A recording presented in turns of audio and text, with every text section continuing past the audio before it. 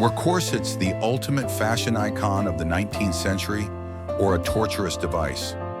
Whalebone corset makers shaped these garments using baleen from whales.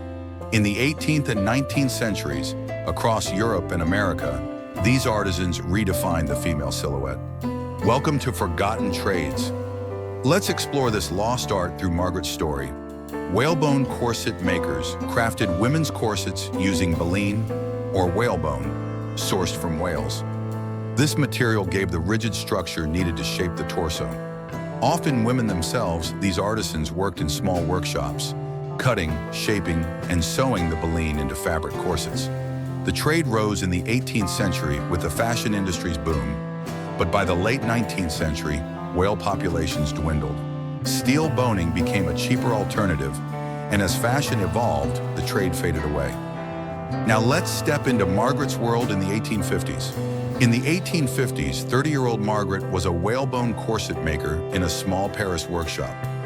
Every morning she cut, thinned, and stitched whalebone into fabric corsets. Her hands were covered in scars from the sharp baleen, but each corset she made was a work of art. Customers flocked to her workshop, chasing the dream of a tiny waist. Margaret had heard how whale hunting harmed nature, but this craft was her only livelihood. One day, while cutting a piece of whalebone, Margaret sliced her hand. Blood dripped onto the fabric.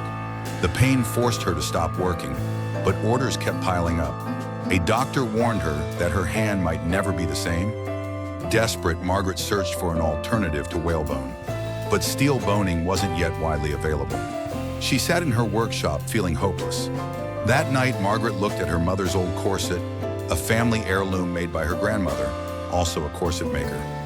She remembered her grandmother's stories of the trade's glory days when whalebone was abundant. "This craft is dying," she whispered, tears in her eyes.